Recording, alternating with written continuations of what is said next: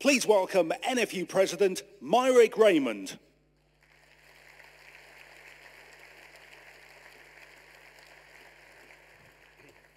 Good morning, delegates, and welcome to the party political debate.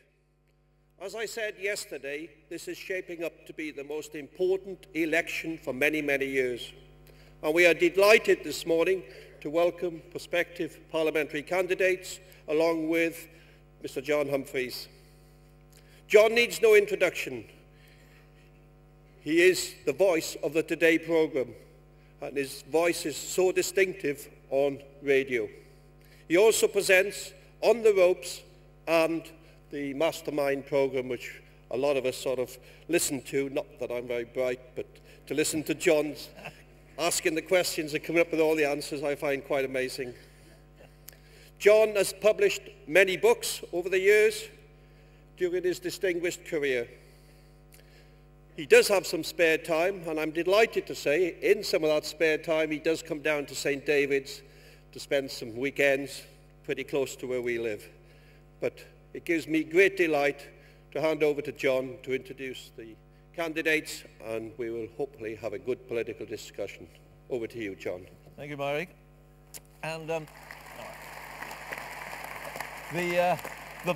bit that Myrick left out of there is that I was a farmer. Well, I still am in a sort of way, but I was, as it were, a proper farmer.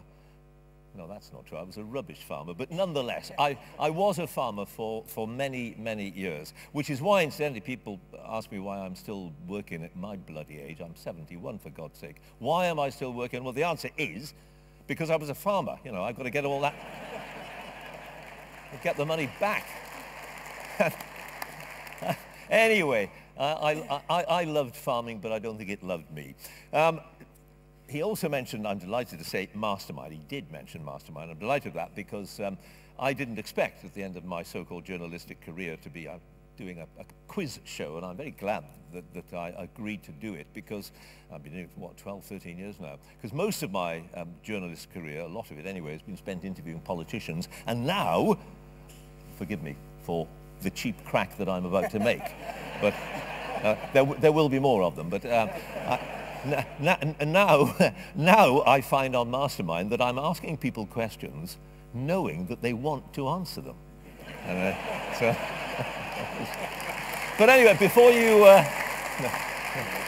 I think that sent a message, isn't it? No. But before I ask them, I'm going to ask you, because the thing about Mastermind is we do get some very bizarre answers, as you will know if you've ever watched, especially for our celebrity version of Mastermind, Celebrity Mastermind on over Christmas and the New Year. I think, well, without wishing to be too kind, the contenders on Celebrity Mastermind are chosen more for their celebrity than for their masterminds, if you see what I mean. So we do get some slightly bizarre answers, and I'm just very quickly, just to warm you up a little bit, you know, so you get used to the idea, I'm just going to have a couple of quick questions, because see whether you can deal with them, all right? Some of the really simple ones from Celebrity Mastermind. And the first one is as follows. And if you can't do this, then, well, soap opera star. And my question to him at the start of the general knowledge round was, what breakfast cereal do you associate with prison? Horrid. Ooh, thank God for that, yes. His answer... His answer was Cheerios.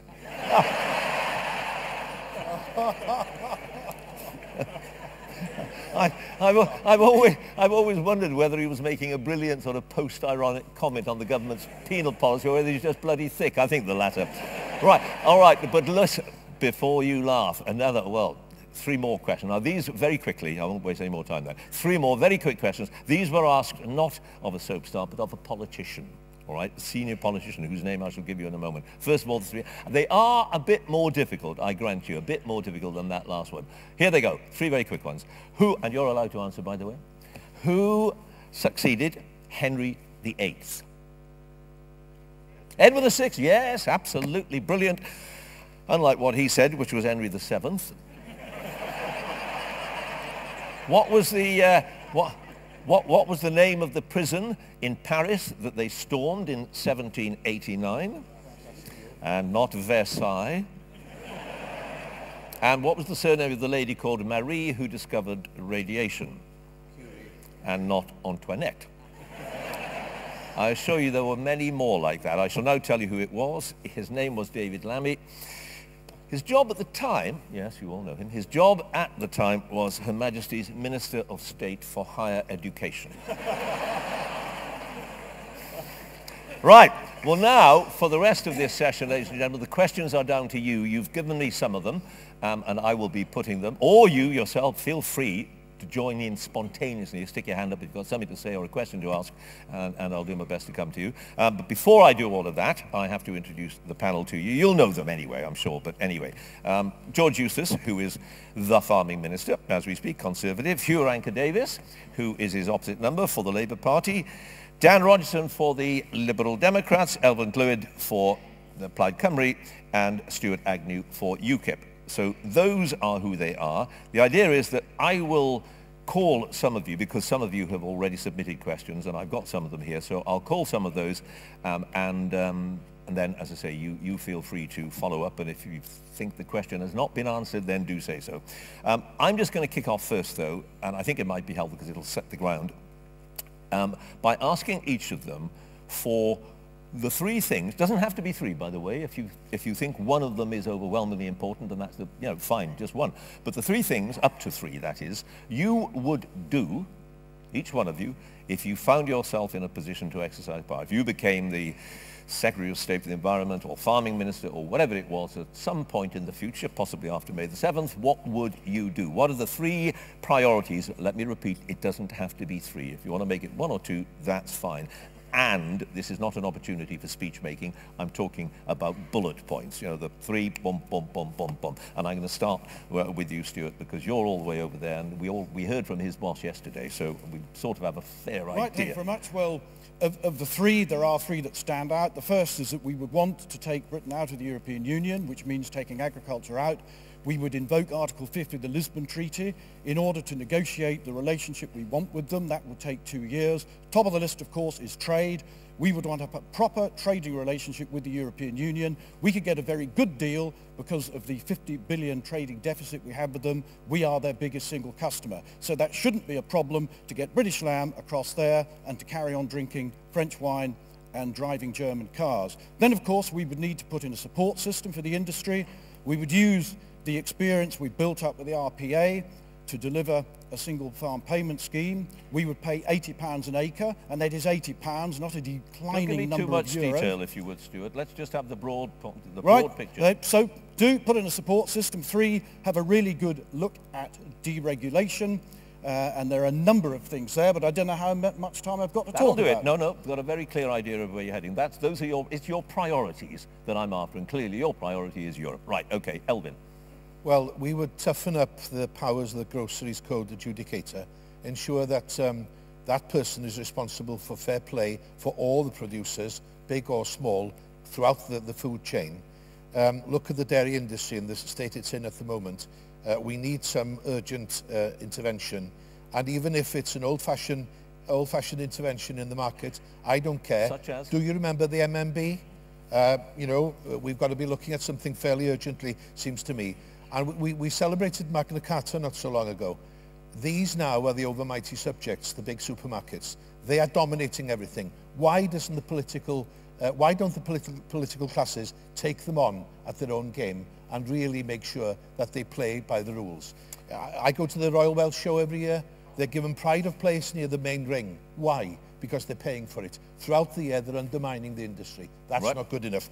All Second right. point, rural development funding. Make sure it reaches where it should, but targeting properly to ensure that there is money for infrastructure, for diversification where necessary, and also to strengthen the position of agriculture. Finally, review fiscal incentives for new entrants.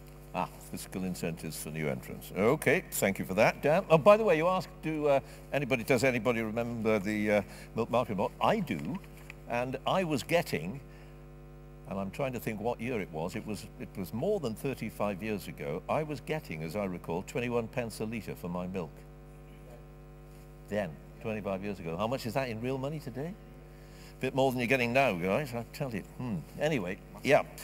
Dan. So, well, in your manifesto you've got 47 things, so we've got to try and pick 3 that hopefully tally up with some of those. So I'm told we've now implemented two of them, so you're down to 45, so that's not bad since you published it. But first of all, a food plan, an overarching strategy that looks at food security, that looks at climate change, that looks at all the issues that are facing us as a society to make sure that we have the food that we need to live healthily and sustainably, and encouraging local authorities to do the same. And that's part of the work that's already gone on in coalition government, connected with public procurement as well, so that the public sector putting your money where our mouth is, if you like, to buy all that good quality produce that we have in this country and put that first. Secondly, looking at issues of labelling, because we think that a good country of origin labelling scheme that is robust, that actually takes account of where that produce really originated, not just where it was processed, and that people can trust in that, because it's my view that there are a lot of people out there in the country who want to know that and will have that information, and that will help. There are other solutions we've also got to look at with milk prices, but we think that's the sort of thing that would help. And then also the grocery code adjudicator, which was something that was originally thought up by my Cornish Lib Dem colleague Colin Breed. Andrew George then led the campaign. I'm delighted that there's more of a consensus around bringing it in. We've delivered that. We've now given the fining power, which was crucial, and Vince Cable's done a lot of work on making sure that happened. Where we need to go now, and I would agree with Evelyn on this, is to extend it down the supply chain so that we actually have a fairer system operating for all the people in that supply chain. Thank you. Hugh? 3 opening points, John. One is, and I'm glad to hear the agreement on this, the industry needs a master plan, and that needs to include the wide-ranging aspects of food. So it's food productivity, it's food security, it's also sustainability, it's also issues of social justice. It's to do with making sure that not only producers, but the people who work for the producers actually get a fair share in the supply chain and the rewards of the supply chain. Second thing is getting back to the idea of the supremacy of evidence-led and science-based policy in all its permutations, whether that's on nanotechnology, whether that's on GM, the whole range of it, both at a UK but also at an EU level as well. There is a job of work to be done there. And my third point, John, would be simply this. We're not going to risk the future of farming or food production or the massive market that we have both domestically and internationally by pulling out of the EU. We will fight to stay in there. George? Well, our objective is to grow the agricultural industry, to see agricultural production in this country go up. And there's 3, I think, key things that we would focus on. First of all, when it comes to regulation, there's further to go. We've cut farm inspections by about 30,000 a year. We've reduced guidance by about 80%. And to go further, we've actually got to roll our sleeves up and sort out some of the EU regulations which are the source of the problem. So we will argue for those regulations to be changed, both in the next CAP and the midterm review of this one. Secondly, we need to open markets. We've been quite successful at opening new export markets. We want to go further. We've opened around 100 in the last year and 120 the year before. And we also want to do more to make sure that the public sector is buying British produce here. We've launched the Bomfield plan to encourage that, and we're going to go further on that. And the final and third point that I'd make is that the first job of government is defence, and the first job of DEFRA is actually protecting our industry against disease. And that's why we will take the tough decisions that need to be taken to roll back terrible diseases like TB, which are hampering our livestock industry in a terrible way today. Right. Well, I think that was... I think that was useful because it's touched pretty much all the bases, I reckon, but slightly different priorities. I don't want to go into them too deeply now, because let's have our first question from the floor, from Mark Leggett from the East Midlands. I think he's on the National Combinable Crops Board and is somewhere around. Where is he? If you could, there he is. Look, he's up there. If you leap down here, well, don't leap down. Better possibly not, but... because I think your question is going to encompass quite a bit of what we've heard. Yeah, off you go. Thank you. In the mid-80s, the UK was 80% self-sufficient in food. The figure is now more like 60%. What do the representatives here today, if elected, plan to do to reverse the current trend in our domestic food production? And before you put the microphone down, who do you blame for the fact that the level of our self-sufficiency has fallen so much? Personally, I believe it started with the Conservative Mrs Thatcher's government, when support for applied research and the ADAS demonstration farms was withdrawn in the mid-80s. Really? And there's a clear line with our competitor countries in the world, correlation, showing that those countries that haven't cut their applied research and development have maintained their productivity at a rate far greater than that shown by our UK figures. And just one more question for you. Why can, and I ask this in the spirit of genuine inquiry, why can't British farmers take advantage of that research which has been done by other countries? Why do we necessarily have to do it ourselves? Why do we have to reinvent the wheel? In some cases, it can be transferred, overseas research can be transferred to the UK, but in many cases, the crops we're growing here in this country don't grow well in Northern Europe, and the crops from Northern Europe don't grow well in this country. Right, so we have to have specific. Right, all right. Who wants to pick up on that? Pick up on that. Yeah, go on. To give credit to where the government has put some investment, not simply money investment, but actually bringing together thinking on this. It's in the agri-tech strategy. That's been a good piece of work over the last few years. Can we just be quite clear, though, that you're here in order to be nasty to the... No, yeah. I just... Well, I mean, if you're all going to agree with each other, I'm going home. I don't know about you. Look, where we disagree, I'll point out where we disagree, but the agri-tech strategy has actually started to focus very intensively on collaboration within science. There are two jobs of work to do, I think, on that. One is to build on it, and no government coming in, by the way, is going to have pools of extra money. No government coming in is suddenly going to have to be able to dip into its pockets and throw money at research. But the gentleman who raised the question raised the issue of applied research, research that actually gets down to actually drilling in the fields. That's important. The other thing is the global imperative. I think there is a job of work to do here on making sure that the impact of the global players in the private sector can be brought to bear in boosting British productivity, because we have plateaued in many areas. We need to do more in food production, but also in food productivity, getting more out of the land with less inputs, and we've stalled on that. My final point would be it isn't all to do with ultra high tech. That's part of it. It's also to do with traditional crop sciences as well, and how we invest in those. But more collaboration and so on, building on the work that's been done with the agri-tech strategy, I think has to be the way forward if we're going to reverse this plateauing that we've had. George. Yeah, as I said, we do want to, displace some of the imports coming in and grow our exports. And if we do that, our self-sufficiency will increase. But you've had 5 years to do it, haven't you? Yeah, and the point I'd make is, I've heard various figures banded around. If you look at the food that we can actually grow in this country, and then our self-sufficiency around 73%. And if you look historically, before the Second World War, we only produced about 30% of the food that we need. So yes, it's down from its peak in the 80s when we had huge production-based subsidies that were driving unsustainable agriculture in some ways. But we do want to increase it, and the point on science is a valid one. We've got the agri-tech strategy. That's a £160 million fund that's supporting a lot of projects to develop new strains of crops and new techniques to improve productivity. I'm keen as well that we can have producer organisations. We'll be arguing for this in Europe, that producer organisations should come together solely for research in some instances. At the moment, they're required to come together only for marketing. I see some of the big veg producers... Who says that? It's an EU rule. They've got the producer, or something called the producer organisations, the fruit and veg regime, as it's dubbed. It's an EU grant scheme, but it's only for people who want to come together. Why does it have to be done under the aegis of the EU? Because a lot of these funds are European. We've got our own agri-tech fund, and we've got that. But some of the funds that we have for agriculture and some of the grant funds are European funds. And one of them is also the Rural Development Programme. And one of the things that we're going to be doing there is making available funds for projects that are specifically designed to do, to apply new technology and new research at a farm level. So actually getting projects that take that new science that we've got and applying it and encouraging farmers to take it up. So there are lots of different things that we are doing to try and support and promote science. The final thing I'd say is we've also just got to have a grown-up conversation about things like GM crops and crop protection products. And, I wondered when that was going to come. It's plateaued. Basically, our productivity has plateaued. We had big leaps forward after the war.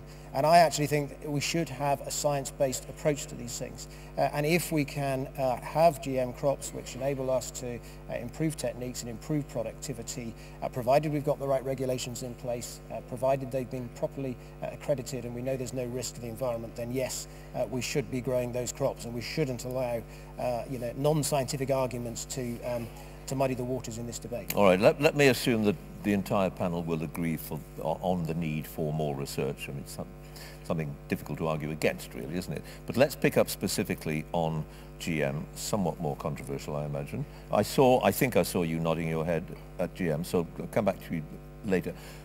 I'm assuming, I don't know why I assume this, Dan, have you a slightly more sceptical view of GM? I think it has to be evidence-based. I mean, in Coalition, we have pursued the policy at the European level of giving more control at the national level to look at what things would be best applicable, and for them to be, to use that evidence-based. I think that's what we have to do in this, rather than, one sort of overarching view on something which is actually a range of technologies and a range of and has a range of applications. I would definitely agree with what George was saying about whatever we do in research, we have to make sure that it's available to people in the industry on the ground, and that's something which the RDP needs to be doing, to make sure that we have for people who are living incredibly busy lives and trying to run their own businesses, that they have access close to them to what these technologies can do for them. Elvin? Well, yes, we're sceptical about GMs as well, to be honest, but can I go back, if I may, to the research and development issue?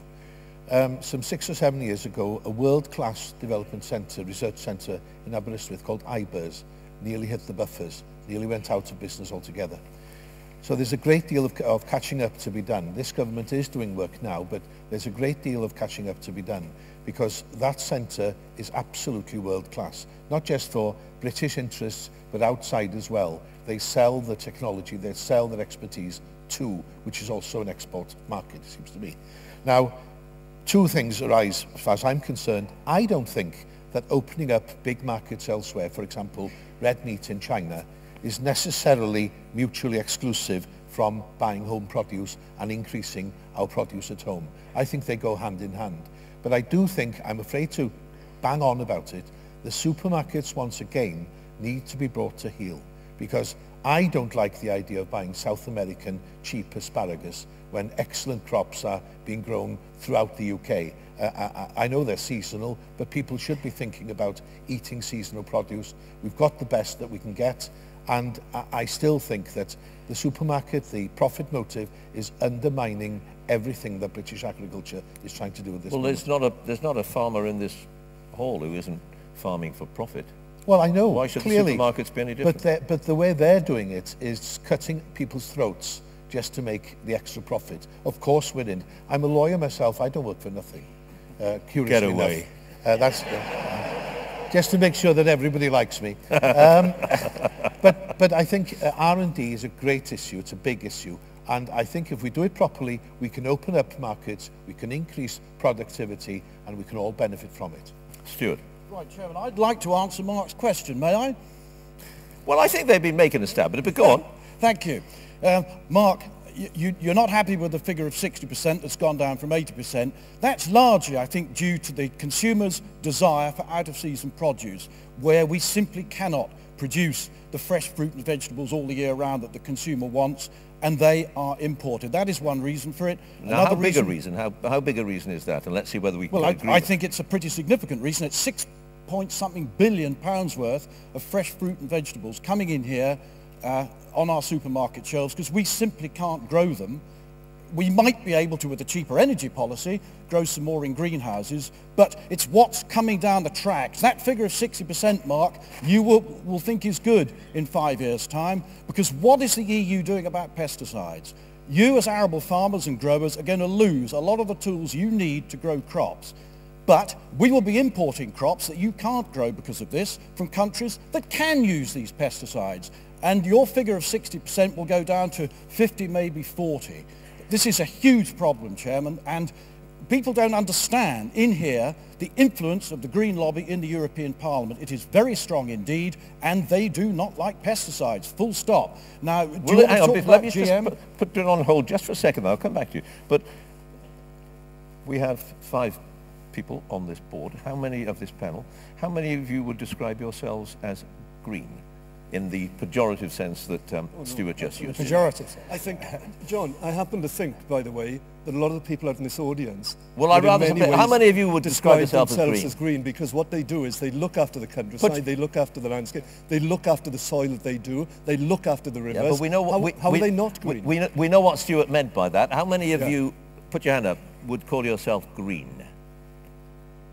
You see, that is very... And how many of you would say that you are green, but what? But what? Not the blob. I'd forgotten about the blob, but not a green blob. All right. Look, let's put it this way. How many of you would identify with Stuart's version of green in that sort of slightly pejorative sense, or, if you like, Hugh's version of green? Put your hand up if you're, as it were, with Stuart on that. Was that a too complicated question? I thought it was. Go on, help me out. It's not often asked. Apologies.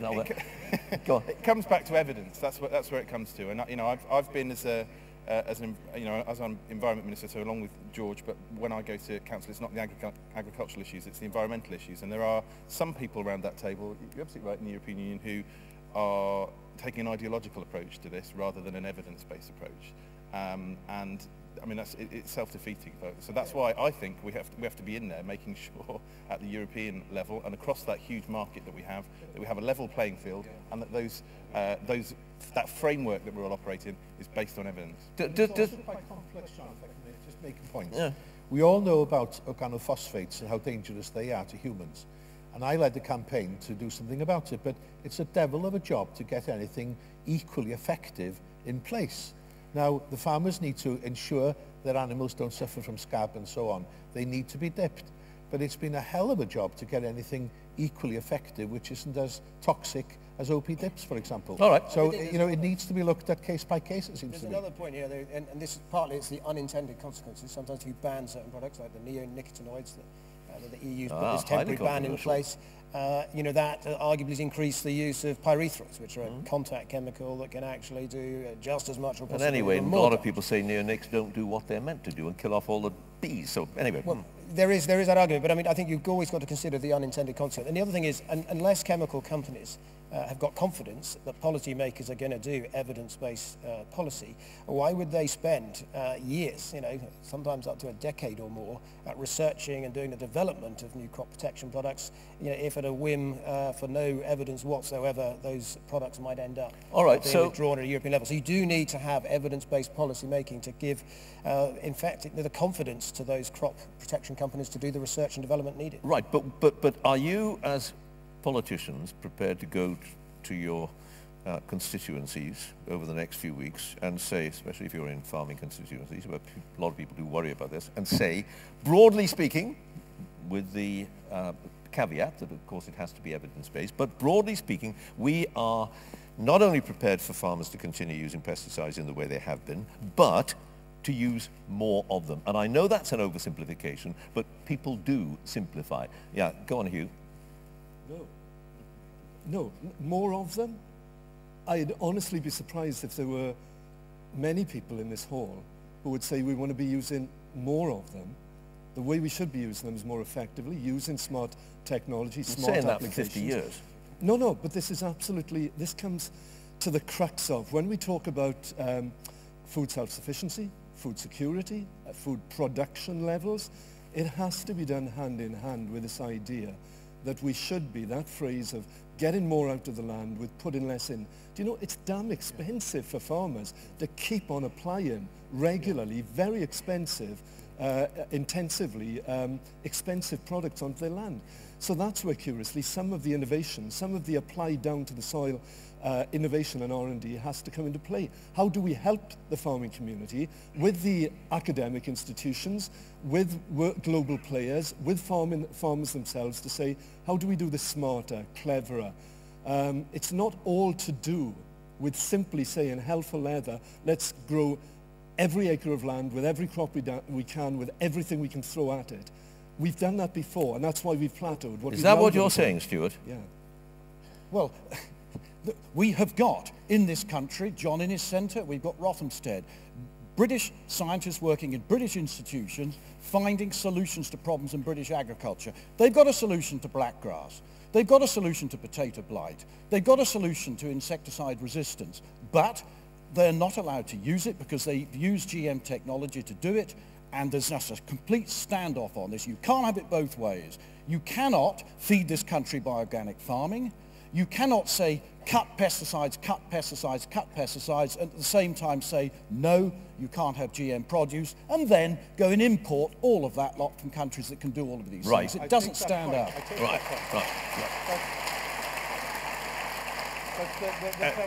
Elvin, yeah. But the premise of your question, John, actually ignores the fact that your average farmer knows a hell of a lot more about biodiversity than each of us.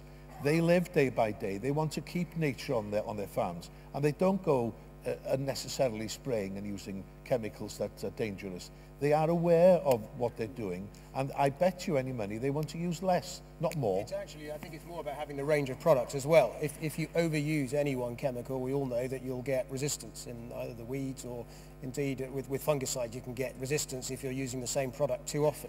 But if you've got only very few tools in the box, then you are going to end up with an over-reliance on certain chemicals, and then you'll get resistance, and then you're into a vicious cycle. So I think it's about having that broad range of products, not about using more volume. Well, indeed, but I'm still not quite clear where the dividing line is between you particularly, Hugh, and Stuart. Well, it may be that there isn't much. I mean, the truth is that the UK has consistently had an evidence-based approach on these things. We've consistently said, let's not look just at hazard, let's assess risk when it comes to these Well, the precautionary principle. Well, the precautionary principle that people talk about. I mean, there was a hazard to all of you today coming to this meeting, getting out of bed in the morning and, travelling here. There's hazard in life, but what we actually need to do is have a risk-based approach and assess risks, and that's... But I mean, on that basis, wouldn't we be back to the really bad old days where farmers were getting terribly sick because of the kind of sheep dip that was being used? I don't accept that, no, because as I said, you assess risk, and if you're assessing risk, it means that, yes... Well, they thought that's what they were doing then. Yeah, but I think we've got better evidence now, and crop protection products that come onto the market do go through years and years of quite exhaustive testing. And I just think we're in a better place to assess Well, a more direct question than a very simple one. For you, Hugh, is it inevitable, as Stuart is suggesting, that if you want to go down this road of seriously modern, high-tech, whatever word you want to use, pesticides or disease prevention, or whatever expression you want to use, you've got to embrace, and I use the word embrace advisedly, GM. Yeah, GM has to be part of it, and on a case-by-case, on an evidence-based approach. So there's nothing between you on GM, is I think there is. Right, go on. Because what Stuart, I guess, would say is, in order to get these freedoms to innovate, to use different technologies, you need to come out to the EU. What I would say is, the evidence of actually the negotiations recently to give derogation to member states, to allow the UK, and to allow Wales, by the way, to have its own input into that, and Scotland and so on. That's the way to do it. You reform within the EU, and you give more freedom. We did it curiously under fisheries as well. The idea that you devolve power out from member states to get on with what they think will work well. We should actually be very proud of what we've done with British farming, both in productivity but also in terms of real sustainability.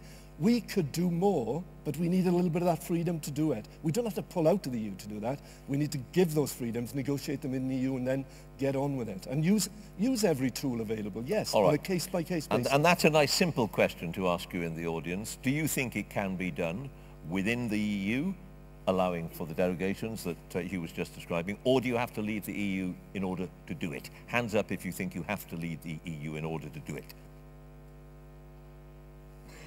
And if you think it can be done within the EU with those derogations, all right, not much doubt about that. Now look, there are other things I want to pick up, like the supermarkets, for instance, but let's take another question. And if anybody, as I say, if anybody wants to chip in with a question or a quick, stick your hand up, people with the microphones are around, they will be looking out for you. Look, there's somebody over there. Let's get a mic over to that gentleman towards the back there, and I'm going to ask then Roger Jenkin of South West Dairy Board to put his hand up as well and get hold of a microphone. Yes, sir. Number 2, yeah. Wes Johnson, campus principal of Newtonry College in Cumbria. The Secretary of State made reference to it yesterday, that we're really pleased to report that there are wonderful numbers of young people coming into agricultural education, both through full-time... I am going to stop you if it's a completely separate topic. Sorry, it is, yes. Yeah. Well, forgive me, do come into that later, but let's stay, if we may, with this for the moment, but keep it in mind. What I would like to do, if I may, rather than drift all around the houses, is to be a little bit more concentrated, and then we will pick up other subjects as the morning wears on, if that's all right with you. Roger is somewhere, I hope, with a microphone. Yeah, over there. Can't see the number. Can you hold up the microphone so I can see the number? I think it's number 2. No, hold up the paddle, and then I can see. Never mind. Go on, shout. Just shout, heavens. Right. Roger Jenkin, Vice Chairman for Cornwall. It's good to see 2 Cornish rural MPs on the panel. My question to the panel is, as you know, dairy farming plays a significant role in the local and rural economy. Please tell us where you would like to see the UK dairy industry in the next 5 to 10 years compared to now. What do you feel we need to do to get there? Right, you're assuming there will be a dairy industry in 10 years, obviously. I wonder, yes. And can we perhaps be clear whether we're talking about the dairy industry in the very broadest sense, or whether in that dairy industry we're including small dairy farmers, by which these days I mean anybody with less than 1,000 cows. Yeah. Where I'd like to see it is back in profit, for number 1, because at the moment, we'll take that as read. There's a big range in dairy farms, but it's been a roller coaster ride in the last 2 years. When I was at this conference a year ago, there was huge confidence in the industry. Prices are up and around, 35 pence. Farmers are doing well. They almost had a record year last year. This year, it's a completely different scenario. At the lower end, you've got some farmers down on 20 pence, some coming out of contract, might even have to be selling their milk for less than that. And then there's others who are still getting around 30 pence because they're on these aligned cost of production contracts. But my view is that prices will come back. I think later this year we're already seeing some turns in the spot price on the auctions. The farm gate price has just started to turn in the Netherlands, for instance, and I think later this year we'll see prices recover. And the prospects for the industry are good. The Leading the Way document that was published by the industry last summer is as relevant today as it was then. Demand is growing by 2% a year. We've got a good climate to produce milk with a grass-based system. We can be competitive with efficient producers supplying a global market. So I would like to see it as a growing industry and a profitable industry with increased exports. But you're saying effectively we just let the market take it? One of the things we need to do is to find ways of managing volatility. When the US removed quotas 20 years ago, a futures market developed to help them manage volatility. And in the US, farmers typically fix around 40% of their production, fix the price for 40%, with the processors covering their exposure in a futures market, and then they take the market price on the remaining 60. And that takes out some of these peaks and troughs in the income that they receive.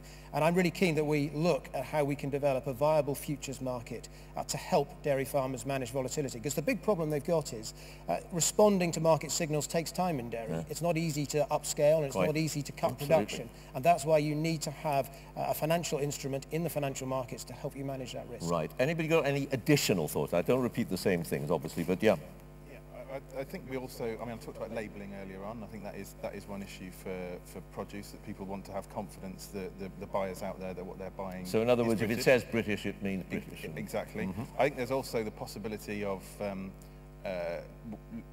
looking at the retailers bringing forward more on that reflects the cost of production and that information for consumers. Fair trade's been a fantastic scheme.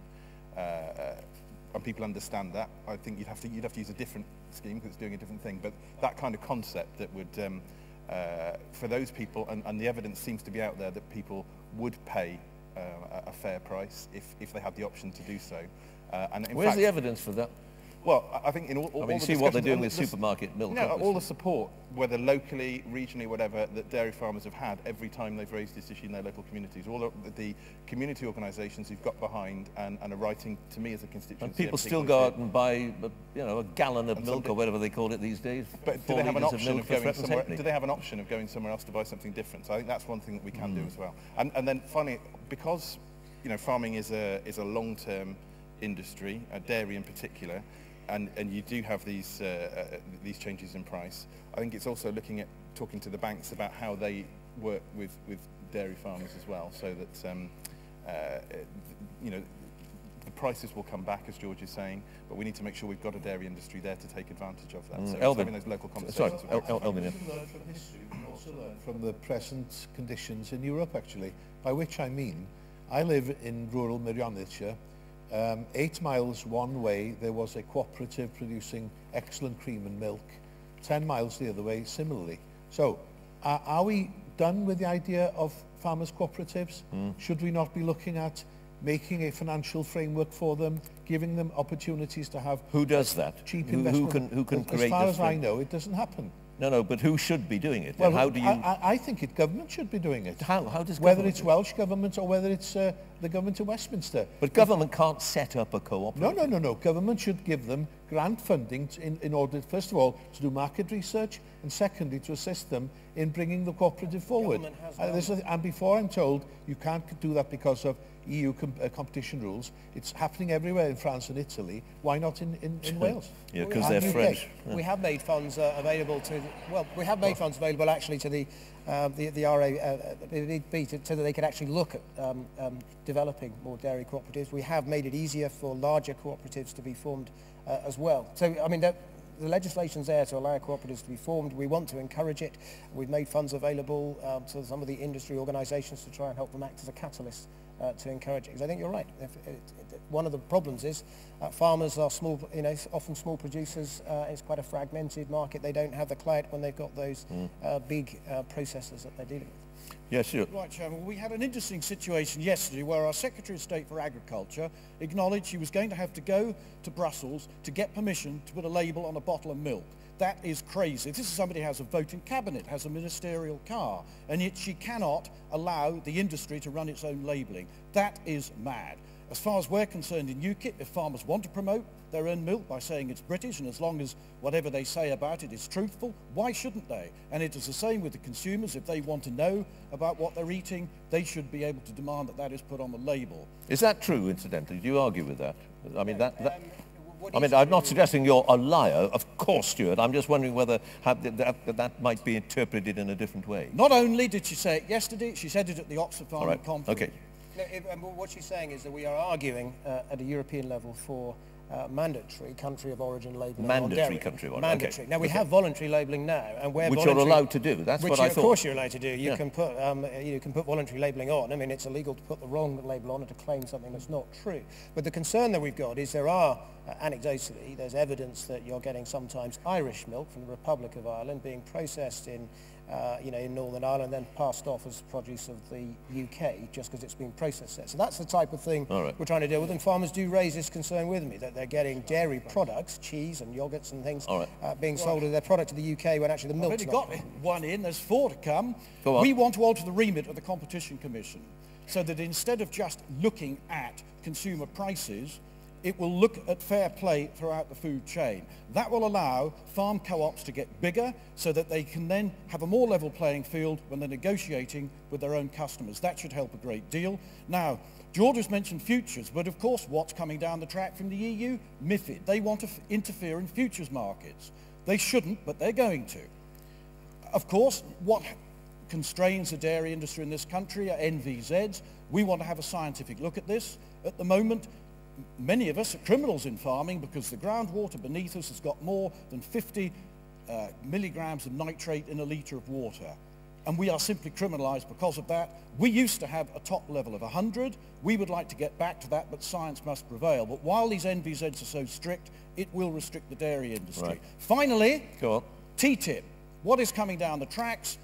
This big deal with the United States, that could seriously damage our dairy industry as well. So the EU is involved whether you like it or whether you don't. All right, Hugh. I'll take your dictum not to repeat anything. We all want to see a thriving dairy industry in the long term. What I want to add to this is it also has to be a diverse industry sector as well. There is if you purely allow it to market-driven forces, there is almost an inevitability, and we've seen it over the past decades, of more and more consolidation of dairy producers, bigger, intensive dairy. Now that will be part of dairy future. Do you regret that? No, it's in some ways it's an inevitability. Yes. Particularly when but do you regret it? No, I don't regret it, because if you want good, affordable, hygienic, good animal welfare considerations, that has a part to play in it. You don't think small dairy farmers bring a huge amount to the environment, to everything? John, let me finish my point and then I'll tell you. On, it's like two Welshmen arguing. Right. When I talk about diversity, we can't simply let the market do that. Because if you look at Cornwall, the 2 Cornwall MPs, if you look at West Wales and so on, that isn't going to suit every part of the UK. And also the other important thing with the dairy sector particularly, and the more rural you go into some of these areas where the farming is difficult, then it's critical to the sustainability of that rural economy. So if you hollow it out, and if you just say, well, heck, I'll tell you what we can do. We can just set up in the middle of city centres massive intensive dairies, and they'll be close to the market and go hang with what's happening out in more rural areas. That's the end of some of these rural communities. So we have to find a way, in all of the discussion, all the points have been done, to ensure that there is diversity there in that sector, and that does mean making sure that those smaller and medium-scale dairies and those old family-run ones can actually survive as well. You're talking about subsidy, aren't you? Yeah, but it's not for milk production per se. What's it for? I mean, it comes down to that in the end, doesn't it? Yeah, well, look, the area that I know most of is actually upland hill farming. Not dairy farming, but upland hill farming. There is a clear argument with upland hill farming that we need to be much more explicit in the way that we actually reward the additional public goods that's done with that. Flood alleviation, the biodiversity, the actually management of that landscape. There are other ways through Pillar 2 funding and so on, through modulation, that we can actually get money into that sector. It could be investment in equipment and plant and so on within those farms. But there are ways in which government can actually level this up to make sure that those don't go to the wall. And that's critical. It's critical not for I'm not speaking here on behalf just of small and medium dairy farmers. I'm speaking on behalf of the communities that they live in. Right. Yep. Should there be legislation, and I accept the difficulties of this, but should there be legislation that says to the supermarkets, you really cannot get away with this predatory pricing of yours?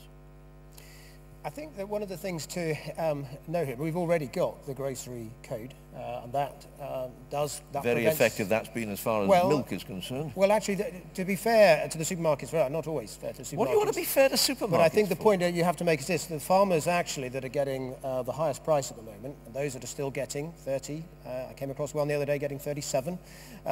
Those that are still getting 30 pence tend to be on aligned contracts with Tesco, with Sainsbury's, with M&S. So the big supermarkets... That's for historical reasons.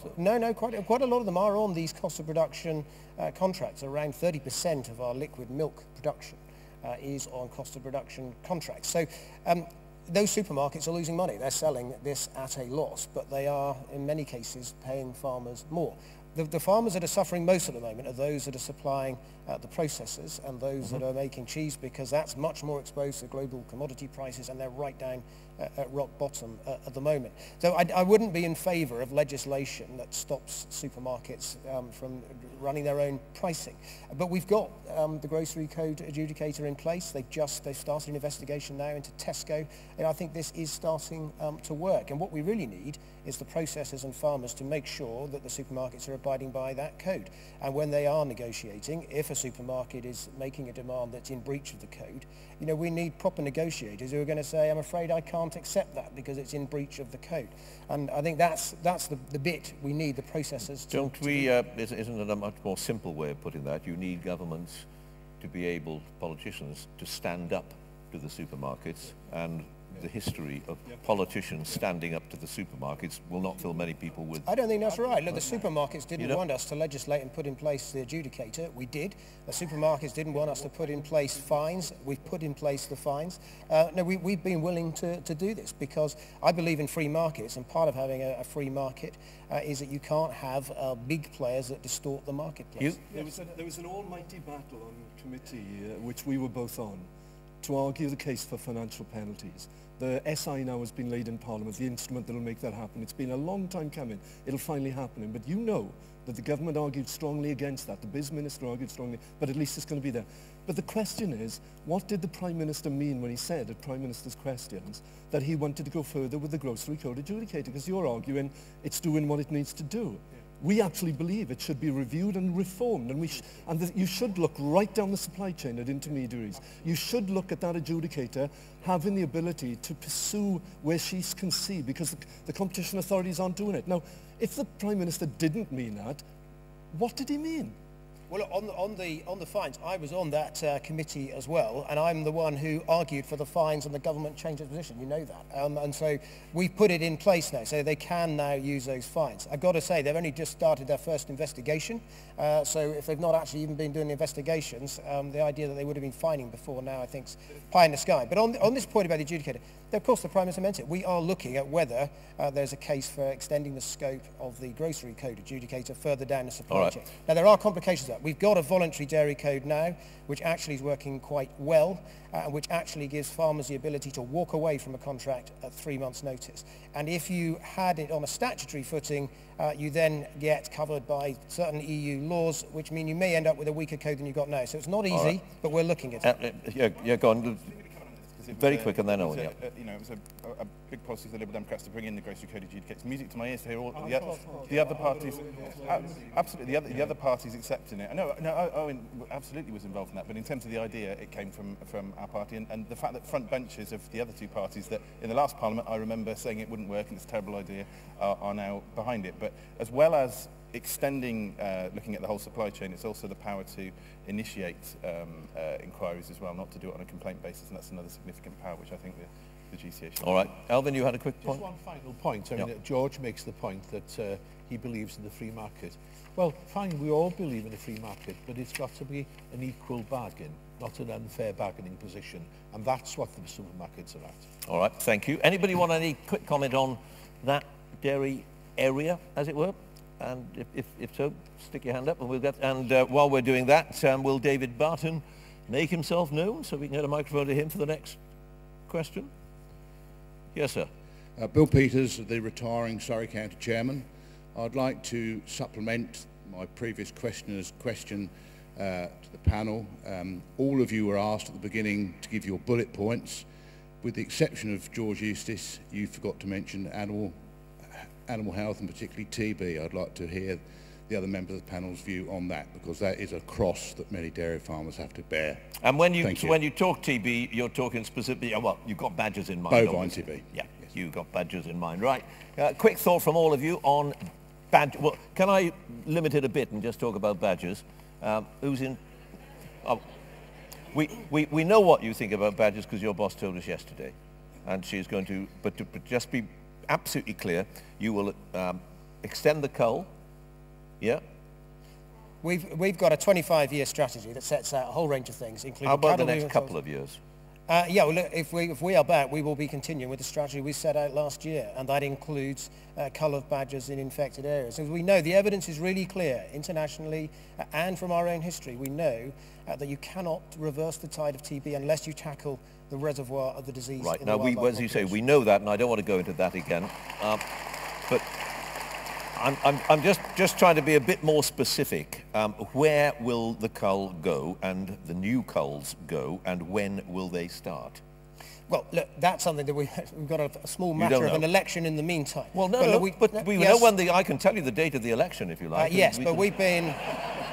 I'm well aware of the date of the election. But look, we are clear that pursuing the coal strategy has got to be part of any coherent strategy. Well, look, we've got two of the coals that are already underway. I know. There's to run for 4 years. We've done 2 years. There's 2 years to run on those two that have already started. So there'll be no new coals until the end of that? We've not said that, and we will. Well, what are you saying? We're saying that we will have a coal strategy. I know. I'm asking you what the strategy is. We haven't. Are we going to declare? Are we going to announce new areas this side of the election? No. No, right. We're not. And there's a very simple reason. In 3 weeks' time, we'll be in Purda.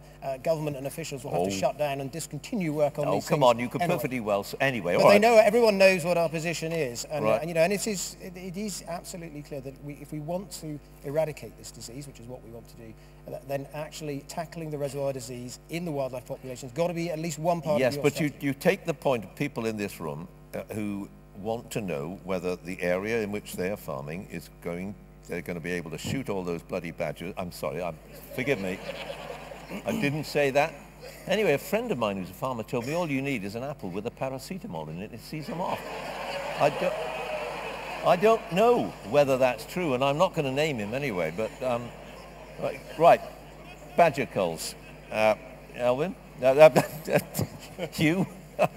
Okay. Yeah, this For or against badger culls? This is now where I turn into the most unpopular person in this auditorium. Oh boy. Yeah. I know. They're booing you already. They haven't heard you. I know. No, our position is clear. We've laid it out, and I realise it's unpopular with the audience, which is we will not continue with these culls, and there's a good reason why as well. Year 1, they were postponed because of baseline monitoring couldn't be done accurately. Year 2 was a catastrophic failure. It ran over time, but it also didn't cull the number of badgers. Year 3 has now gone ahead, and we're talking about roughly at a cost of, certainly it's in excess of £3,500 per badger. It's probably in excess of 4,000. By the way, that 3,500 figure is not including policing costs. We actually agree that it needs to be tackled in the wildlife reservoir. And I pay tribute here to what farmers have done in the other things to do with cattle measures, cattle controls, movement controls, increased testing and so on. We agree it has to be done in the reservoir. We just argue on the evidence, the accumulating evidence, there is a different way to do it. And you look to Wales and people say, well, Wales is a tiny area and it's only a tiny bit of what's doing. And yet the evidence shows that even pre the vaccination in Wales, the controls they were putting in, which are more rigorous than in areas of England, are driving down the incidence of the herd incidence of TB. Yes, it is. It absolutely is. Look, the reality here is, like us, Wales has been doing cattle movement controls, and that's contributed to their fall. The area that they vaccinate is just like about 1%. Yeah. It's tiny. And the point about vaccination, it doesn't cure badgers that have already got the disease. It's only effective in around 60-70% of badgers. You've got to catch the badgers, and you've got to vaccinate them every year. Sometimes when a badger goes in a trap, it'll never go back. They know how it works. Elvin, a quick thought, go on. Well, if it's a sentence, yeah, go on. I just want to contradict that. Your own study, not our £50 million, £50 million 10-year study. Your own study in 2013 came to the conclusion that actually vaccination does have potential because it will develop this herd immunity, and over time those with disease will die off. All right. So let's not get into false. No, but let's that's not get into false arguments. Vaccination Vaccination is part of our strategy. All right, but you have to do it in the edge. So there's a role for vaccination. It's not a substitute for Elvin. I have no compunction whatever in supporting the cull. And if I can say, when we were in coalition in the government in Cardiff, we had a Plaid Cymru agriculture minister, and she was 100% in favour of going ahead with the cull. Towards the end of that coalition period, our friends in the Labour Party decided they didn't want it. They were going to reverse everything and even get farmers to pay for injecting, catching the animals, injecting them individually every so many months. Absolute bunkum, nonsense, complete nonsense. Speak your mind, sir. And these well, you've been known, John, you've been known to badger people yourself, haven't you? But no, to make the point, the final point, if I may, and it is this. These animal rights people must realise that killing cattle because they're suffering from TB time after time, just because they've been proven positive, is cruel in itself. Right. So we need to draw it to a head and deal with the proper cull. Yes, Dan. Quick. The important thing, and well, my own view as a backbencher in opposition and in government and now in government has been very consistent that we have to look at all of these options. So I agree with George in that we have a strategy that tackles all of these things.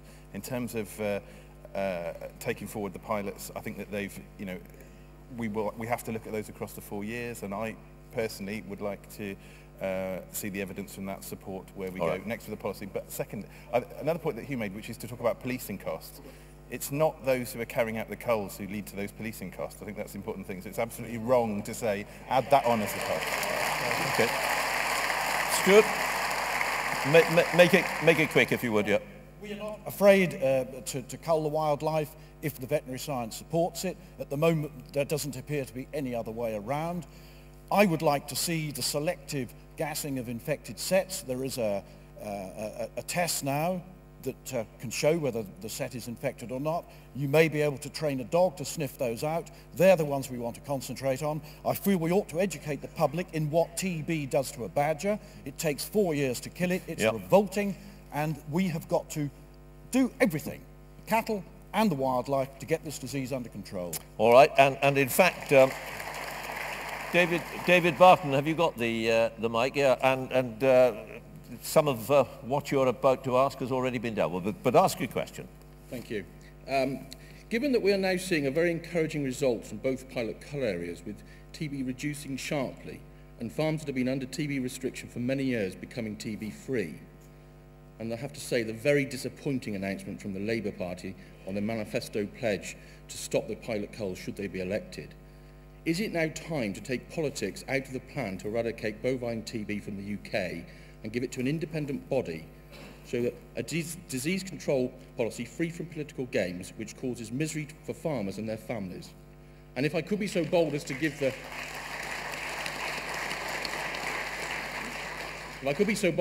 panel some help here with their answer. For 25 years, politicians have failed miserably to deal with this. Right, all right. Now, obviously we don't want to get back into the cull and all the rest of it. Is this specific question, I'm not expecting you to agree, perhaps you do agree that politicians have failed to deal with it, but anyway, do you accept that there is an argument for giving control over this to an independent body? That's a fairly straightforward yes or no, I think, guys. Yeah? Yes, yes, absolutely, yes. And the government have set up some sort of body to do it. And our argument has been to them, if you're going to set up a body, make it genuinely independent. Make sure that there are authoritative people on there, not ones who simply support the culls, but ones who actually will argue on the evidence. If you look at Professor Coulson, who was part of the government's own independent group, he said, I'd support these culls if they work. They don't, so I can't. You can go back to others. No, we're not going to have the argument whether it works again. But I agree, in principle, I absolutely agree that the way to do this is a proper, authoritative, respected, wide-ranging independent panel that could say, here's the evidence, and the Chief Scientific Officer has a role in that as well. All right. I think the point that do you agree or not? Well, we've got the TB, the Independent Advisory Group, that's already been in place, and we're looking at an industry-wide strategy and engaging them more.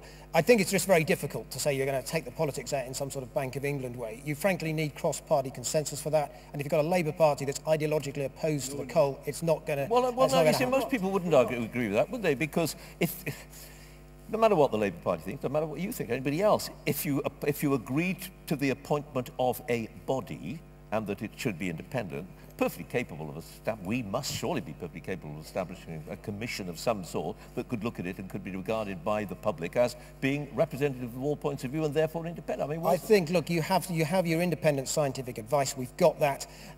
We've got the best officials you can have on this working in DEFRA, some of the best expertise doing this stuff. I just actually think it's fundamentally, when you've got a problem like TB, incredibly difficult to fight. It's a long-term strategy, and actually you do need at times, when the science is mixed and when the evidence is sometimes unclear, you do need clarity and purpose, and that can only come, I'm afraid, from elected politicians. All right, Dan, yes or no, really, if you would?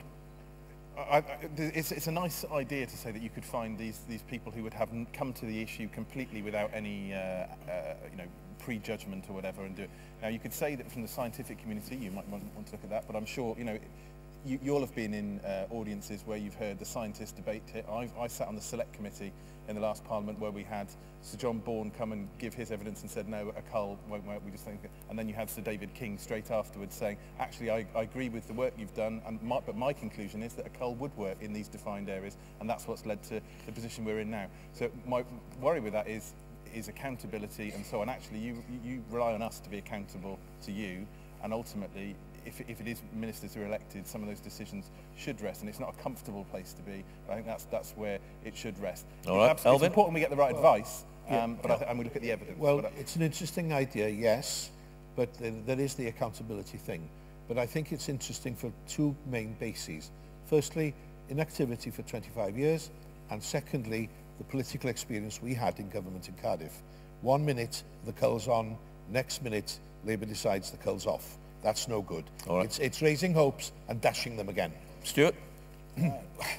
Yet another layer of bureaucracy, more people talking. We know what to do. All right. The vets know what to do. Let's just get on with it. Right, and let's get on with our next question from look, a lot of people. I tell you what, I'll let you have a few quick comments, all right? But they've got to be a sentence and not a thesis. Go on, quick sentence.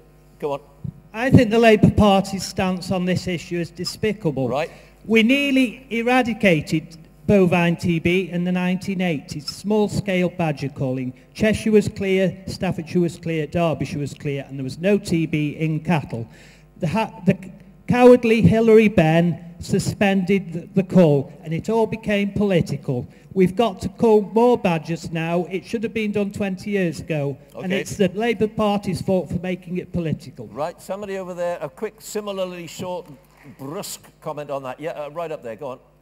Could I just have the right of reply? No, because you've spoken once. Yeah, but they've missed the point completely. These pilot culls are working, and yet you still want to ignore that, Irranca-Davies. I think you made that point very clearly. Yeah, one other, number two up there, quick comment, and then we're going to move on. Yes, sir. Phil Latham from Cheshire. It's a question for Hugh. Hugh, the evidence is, you want to be evidence-based, and I think that's fantastic. Under your previous administration, TB went up 500%. In terms of restricted herds, it proved that you weren't very good at doing it. When, in 6 months' time, if you get the opportunity, will you make a pledge now to us that you will review the data available in that in the cull zones? And if your chief veterinary officer says that the cull has worked, will you take his advice? Right, yes or no, Hugh? We will not continue with these culls. They are not continuing with the cull. Couldn't be more clear than that. Right. Not science. No, sorry. We are going to move on. We could spend the next week talking about this, and I'm afraid we don't have the time. Mark Leggett is somewhere around. Has he got a microphone? Another one. What? He's had one. What? Mark Leggett's I beg your pardon. Hang on a minute. Are we... Well, no, he's not going to get two, that's for sure. Nobody gets two. Well, in that case, we have used up the questions we've had. Yeah, that's it. We've done Dave Barton. Yeah, we have. All right. Well, now, look, let's talk, let's go back now to talking about Europe, because what we haven't done is ask this... Hang on. Where are we? Where is he? There he is.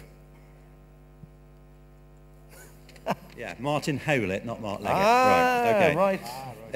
I've been traduced. Okay. I've been introduced. I see what's happened. There's been a little error, and I've got Mark Leggett and Mark Leggett on. But never mind. Go on, off you go. Right, Martin Howlett from the South West. Excellent. Panel, market share of 28 countries, a labour supply from 28 countries, CAP support that is relied on by 80% of us. That is the figures that were given yesterday, 24 hours ago, by our Commissioner Hogan. The question for the panel, what action would you and your party take to ensure that UK farmers are not disadvantaged if, in a twist, we find ourselves outside of the EU during your next tenure? Right, okay. It is possible, unlikely admittedly, but it's possible this time next year or a bit after we will no longer be in the European Union. We'll have had a referendum maybe and all that. First of all, I want a very, very quick line from each of you as to whether that would necessarily disadvantage British farmers. And if we can try and keep thoughts, the bigger thoughts about Europe and trade and all the rest of it out of it, but just think of it as a British farmer who is no longer in the European Union. If you were waking up in a Britain that was no longer in the European Union, would you be wanting to slit your wrists? I suspect that I think I'd rather know what Stuart will have to say to this, but come on. I'd hate to even contemplate it, because the idea that whether it's DEFRA or a farming minister or Chuck Romano in Biz saying, well, this is an important sector, going to a chancellor and saying, we've got demands on NHS, schools, this, that and the other. And by the way, we're now out of the EU. We've got to find a way to continue in the way that we do to support farming. That's going to be a hell of an argument to make. Now, I guess Stuart would say, well, they'll do that. UKIP will do this. The reality of intra-government department negotiations and the hardball of that is going to be fascinating. And imagine how it'll play out in the public domain as well. So, to be honest, I think there's an absolutely unarguable case for reform within the EU, including for farming, by the way. Because I think we do need to do within farming what we've started to do with fisheries, which is actually getting more of the decision-making down to member states. But let's make sure that we keep the good stuff about it in there. And it isn't only the subsidy, it is the good stuff that flows from the EU as well. We don't want to gold plate stuff, but you know, I'm damn proud of British farming for the standards it does. And some of that standard has been driven by farmers and by the EU and by governments who've said, let's step it up. Why do we have such massive export markets at the moment out to the Middle East and into emerging markets? It's because they trust our farming. They trust the fact of our high standards. So I dread to think what would happen if we walked away for that, for the farming and for the food community, because this is our biggest market. Dan, obviously we know you want to stay in the European Union, that's a given. The effect on farmers, what would you have to replicate, sort of? I know it's an absurd argument because we would no longer be one of 28, but would you have to do some sort of, bring in some sort of cap, I mean, in some form? Well, you know, this is one of those, you know, imagine if the Second World War had gone differently, or the South had won the American Civil War. Well, no, it isn't, because it might actually happen. That's the point. The argument I would make is the same one, in essence, although we'd have some differences with you, that we should be in there. Now, there are frustrations, and I've been involved in those, and you've both been involved in these debates with other member states and with the Commission and so on.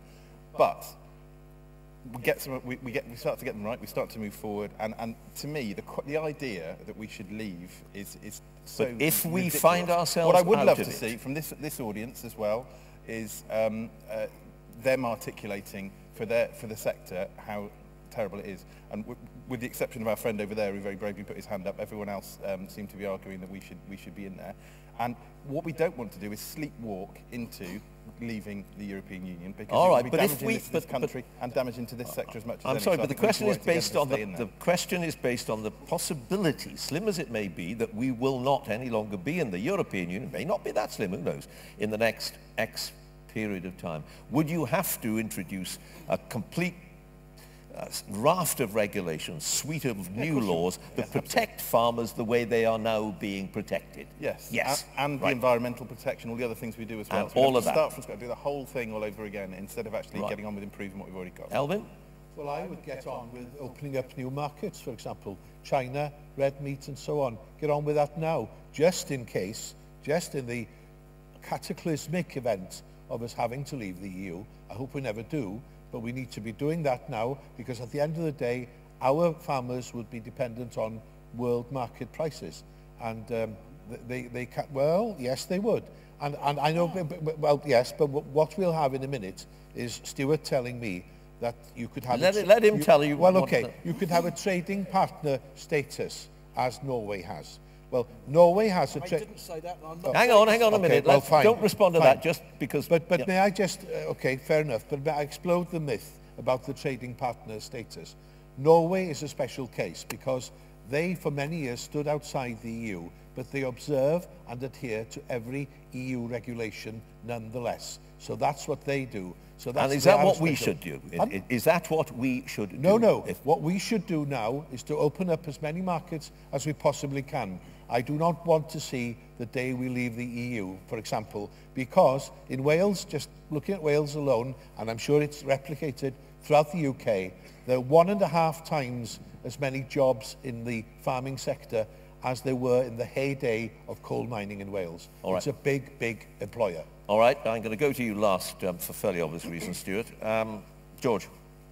Well, I think the best way to keep us in the European Union is to have a proper negotiation and get to a position where the countries have but if we stay leave the in. European Union, if we have to leave the European Union for whatever, because of the referendum, what do we then need to do to Well, protect we would farmers? if, and it's a big if, because I'm actually very confident that if you do that negotiation, you will win Yes, a I vote to know, stay in, but and that's if. what I want, because I do think the single market. Look, there are lots of countries in this world that have successful agricultural industries that are not in the European Union. And, you know, you would put in place a replacement policy. Yes, you'd have a similar agricultural policy, you would have some support. I would just say this to farmers, you know, this is an opportunity for us to really sort out the problems that irk you most. You know, I have to deal quite often with the appeals that farmers make when they've been, you know, fined 3% by the RPA because the hedges are the wrong shape or the gate's too wide or there's an ear tag in the wrong place. And when I say to my officials, look, this is a bit rough, can't we just cut this person a bit of slack, just give them a warning letter instead? I get a load of worried-looking lawyers come into me and tell me that last time we did that, we got fined 15 million by the EU. You know, it's the body of law that we have in the European Union at the moment that governs things like cross-compliance and governs the CAP is totally dysfunctional, and we do need to sort it out. You'll make a jolly good argument for leaving the EU, aren't you? Anyway. I'm making an argument for sorting out these regulations so people are happy to stay in the EU. That's what we need to do. Quite so. Stuart? And Right, make it short because we've got about 3 minutes left. You always say that to me. I and said not to the everybody. others. Everybody. Right. The very first part of that question was actually the word labour. That falls into, and I acknowledge there are a lot of Eastern Europeans and other immigrant workers in this country. They fall into two categories. The regular labourers, the regular workers who are now becoming quite skilled workers on farms. They will stay here as far as UKIP is concerned. As long as they came here legally, which most of them did, they will stay here. So there's no problem with that. The other category are the seasonal workers, seasonal harvest workers. They will fall under our work permit system where the farmer will be required to ask for the work permit, house them, make sure they go back And to how else would you protect farmers? Sorry? How would you protect farmers who are now protected in various ways by the CAP? Well, I hope people were listening at the very, very beginning when I did outline the fact that we will have a proper agricultural policy here that will protect farmers with a single farm payment of £80 an acre. That is what we are going to do. That is our policy pledge, that is our manifesto. Some of them here will say, oh, how are you going to finance that? Well, let me remind you that the net contribution to the EU is 11.3 billion in the last Pink Book figures. There's also a massive 9 billion goes to foreign aid, mainly via them. Most of that foreign aid, we would say, is badly spent. So you've got approaching £20 billion there to support agriculture in this country. And of course, we don't need that much. All right. It currently gets about 3. I've got more to say, you know. I'm sure you have, but you haven't got the time to say it. Well, what about Norway? We What don't about want the Norway? Norwegian There we are. model. We leave that one hanging in the air. We've already discussed Norway. You told me I was going to say it. Well, I didn't. Well, I didn't. We don't want the Norwegian model, but can I talk about reform? The Conservative Reform Group has been in that European Parliament for 5 years and they've reformed absolutely nothing. Right. Apart from one Strasbourg session once. That's all. You can have one sentence on that, George. Well, UKIP have been in there 10 years and they've done nothing. They've not even turned up to vote. Right. And if That'll you want do reform, it. you need to That'll do it. That'll do it. Now, and speaking of votes, you get the very last word in the sense that I'm going to, and I'm so sorry I didn't get to you for your question. It's, we had an awful lot to talk about, forgive me, but we do have to stop. Just put your hands up, those of you who believe we should stay in the European Union for the interests of, to protect the interests of farmers specifically. Put your hands up. And those of you who think we should not stay in the European Union, I think, as they say, that particular motion is carried. And do apologise that we've run out of time. I thought an hour and a half was going to be more than enough to talk about everything, and I was completely wrong. We needed another 8 hours at the very least. Just to say that it's the first time I've chaired one of these conferences for many years, an NFU conference, twice as big as the last one, incidentally, and if I may say so as well, twice as intelligent, but don't tell the people who were there last time. It goes without saying that although I'm not meant to have opinions because I'm a BBC journalist, I do think you guys do a wonderful job, and long may you continue doing it, and let's protect the small dairy farmers. But there we are. Thank you all very much indeed, and thank you to the panel.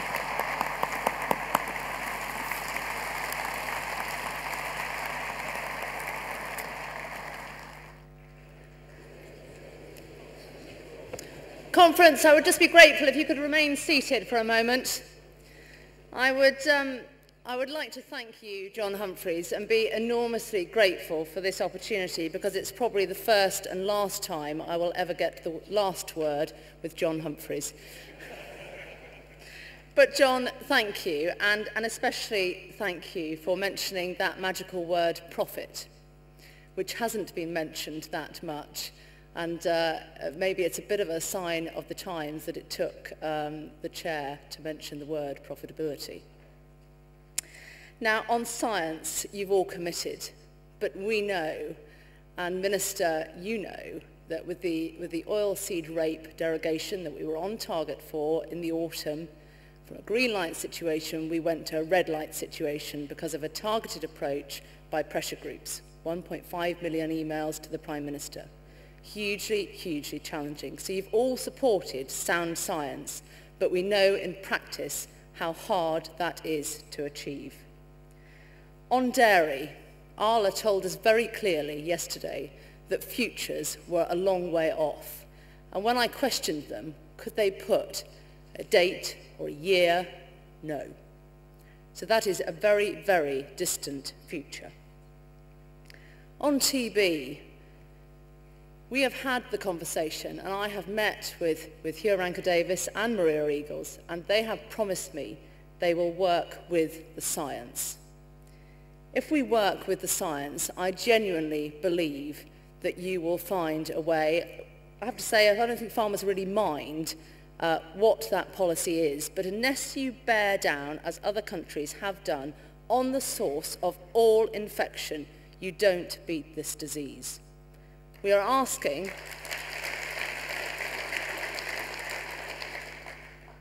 and that really is the only way, we are asking for a TB eradication board for England. You've talked about Wales, led by the CVO in Wales, Christiane Glossop. We are asking for the same level of transparency in England. And we at the NFU will fight every inch of the way if we don't get that level of transparency and credibility restored to this horrific disease that is destroying farming lives in this country.